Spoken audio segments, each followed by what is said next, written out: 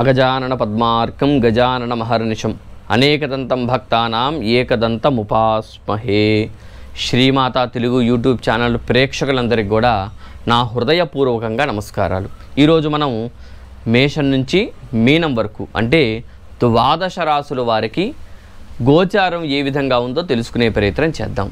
అంతకంటే ముందు ఈ మాసంలో గ్రహ మార్పులు ఎక్కడ జరుగుతున్నాయో తెలుసుకుందాం. అంటే ఏ రాశిలో గ్రహ మార్పులు జరుగుతున్నాయో తెలుసుకుందాం. అట్లనే ముందుగా చూసినట్టయితే గురువు 1వ తారీఖున మేషం నుంచి వృషభానికి మారుతున్నాడు. ఆ తర్వాత బుధుడు 10వ తారీఖున మీనం నుంచి మేషానికి మారుతున్నాడు. ఆ తర్వాత సూర్యుడు 14వ తారీఖున మేషం నుంచి వృషభానికి మారుతున్నాడు. తర్వాత శుక్రుడు కూడా 19వ తారీఖున మేషం నుంచి వృషభానికి మారడం జరిగింది. అట్లానే ఇప్పుడు గోచార ఫలితాలు తెలుసుకునే ముందు మీలో ఎవరికైనా సరే మీ ప్రత్యేకంగా మీ పర్సనల్గా మీ జాతకం తెలుసుకోవాలి అని ఇంట్రెస్ట్ ఉన్నవాళ్ళు, అట్లనే మీరు ఏదైనా ఇబ్బందులు పడుతుంటే వాటికి పరిహారం కావాలన్నా కింద కనిపిస్తున్న ఫేస్బుక్, ఇన్స్టాగ్రామ్ అట్లనే వాట్సాప్ నెంబర్లో నాకు ఒకసారి మీరు ఫాలో అయ్యి ఆ వాట్సాప్ నెంబర్కి ఒకసారి నాకు మెసేజ్ పెట్టినట్టయితే కనుక నేను పర్సనల్గా మీ జాతకాన్ని చూసి మీ జాతకాన్ని వీక్షణ చేసి అందులో ఏ గ్రహాలు బాగున్నాయో బాలేదో చెప్పి దానికి తగ్గ పరిహారం చెప్పడం జరుగుతుంది. ఈ గోచారం ఎంతవరకు అంటే కేవలం 100లో 40% వరకు మాత్రమే. మిగిలినంతా కూడా ఖచ్చితంగా మీ జాతకాన్ని చూసి మాత్రమే దానికి తగ్గ గ్రహశాంతి చేసుకుంటే చక్కటి ఫలితాలు, చక్కటి దైవానుగ్రహం కలుగుతుందని కూడా మనం తెలుసుకోవాలి. అట్లానే మీకు ఎవరైనా ఇంట్రెస్ట్ ఉంటే కనుక ఖచ్చితంగా అక్కడ కూడా వెళ్ళి నన్ను సంప్రదించండి. ఇక గోచార ఫలితాల్లోకి వెళదాము.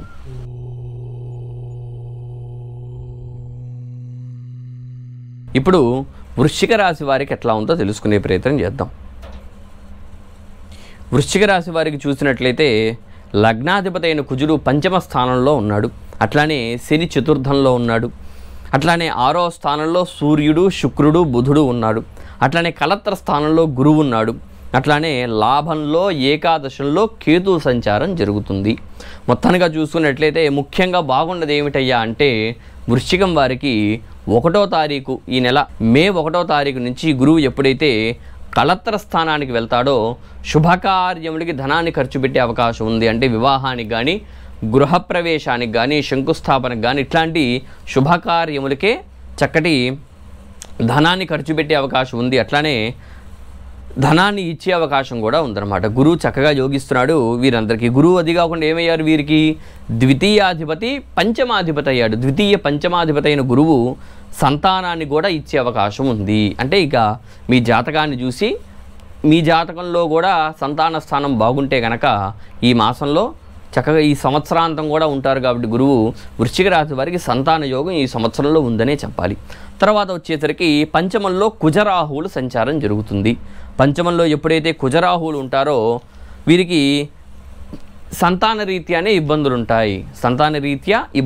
అందుకనే చెప్పాను, మీ యొక్క జాతకాన్ని చూస్తే కానీ మీ జాతకంలో సంతాన స్థానం బాగుంటే కానీ ఈ సంవత్సరం సంతానం కలిగే అవకాశం లేదు. ముందుగా ఈ మాసంలో చూసినట్లయితే ఒకవేళ సంతానం ఉన్నవారి పరిస్థితి ఏమిటి అంటే చిన్నపిల్లలతో ఇబ్బందులండి. మీ పిల్లలతో అంటే ఏదో ఒక అల్లరి చేయడం, ఏదో ఒక రీత్యా వాళ్ళకి ధనాన్ని ఎక్కువగా ఖర్చు చేయడం, అనవసరం. ఇప్పుడు సరిగ్గా ఈ మాసంలో పెద్దగా పండుగలు ఏమీ లేవు, అయినా సరే వారికి ఏదో బట్టలు ఎక్కువ రూపాయి కన్నా 2 రూపాయలు పెట్టి బట్టలు కొనిపించడం, ఇట్లా పిల్లలకి ధనాన్ని ఖర్చు చేసే అవకాశం ఉంది. తర్వాత వచ్చేసరికి బుధుడు వీరికి 6వ స్థానంలో రుణస్థానంలో బాగున్నాడు. చక్కగా వ్యాపారం చేసుకునే వారికి చాలా బాగుంది. అట్లానే వీరికి సూర్యుడు కూడా 6వ స్థానంలో ఉన్నాడు. రుణస్థానంలో ఉన్న రాజ్యానికి అధిపతి అయిన సూర్యుడు ఎప్పుడైతే 6వ స్థానంలో ఉంటాడో భార్యాభర్తలకి చిన్నపాటి ఇబ్బందులు ఉండే అవకాశం ఉంది. అది కొంచెం సర్దుకోండి. అట్లానే ఆరోగ్య సమస్యలు కూడా ఉండే అవకాశం ఉంది. అయితే వీరికి శత్రుబాధ కూడా ఉంది. ఇందాక చెప్పాను, శత్రుబాధ ఎవరికైతే ఉంటుందో వారు ఎదుగుతున్నారు అని అర్థం. కాబట్టి పెద్దగా భయపడాల్సిన అవసరం అయితే లేదు. ఎన్ని బాగున్నా ఏం చేసినా సరే వీరికి గురువు యోగిస్తున్నాడు, గురువు చక్కగా బాగున్నాడు. కాబట్టి పెద్దగా వీటి గురించి పెద్దగా బాధపడాల్సిన అవసరం అయితే లేదు. వీరికి ముఖ్యంగా శని చూసినట్లయితే 4వ స్థానంలో ఉన్నాడు. 4వ శని ఉంటే మనం ఏమంటాం, అర్ధాష్టమ శని దోషం అంటాం. ఈ అర్ధాష్టమ శని ధన ఖర్చుని, ఆరోగ్య ఇబ్బందుల్ని, కుటుంబ పరంగా ఇబ్బందుల్ని ఇవ్వడం జరుగుతుంది. కాబట్టి కొంచెం జాగ్రత్త వహించండి. ఈ సంవత్సరాంతం కూడా ఉంటారు శని అక్కడే, కాబట్టి కొంచెం కుటుంబ పరంగా ఇబ్బందులు ఏమన్నా వస్తే ఎవరో ఒకళ్ళు తగ్గితే ఆ రోజంతా అంటే ఎవరో ఒకళ్ళు తగ్గితే ఆ గొడవ అనేది సర్దుకుబాటైపోతూ ఉంటుంది. కాబట్టి గొడవని పెంచుకోవడం అట్లా కాకుండా గొడవ అనేది తగ్గించుకోవడం మంచిది. అట్లనే కొంచెం ఆరోగ్యపరంగా కూడా వృశ్చిక రాశి వారికి ఉంది.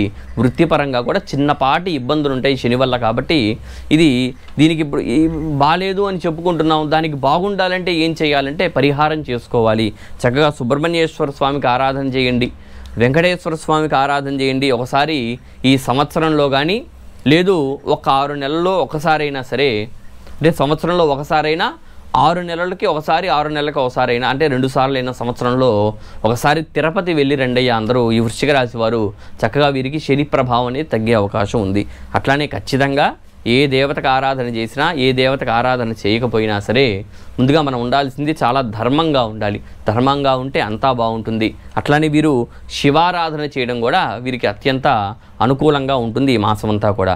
కాబట్టి చూశారు కదా, వృశ్చిక రాశి వారికి కూడా కొన్ని గ్రహాలు అనుకూలిస్తున్నప్పటికీ కొన్ని గ్రహాలు అంతగా అనుకూలించట్లేదు.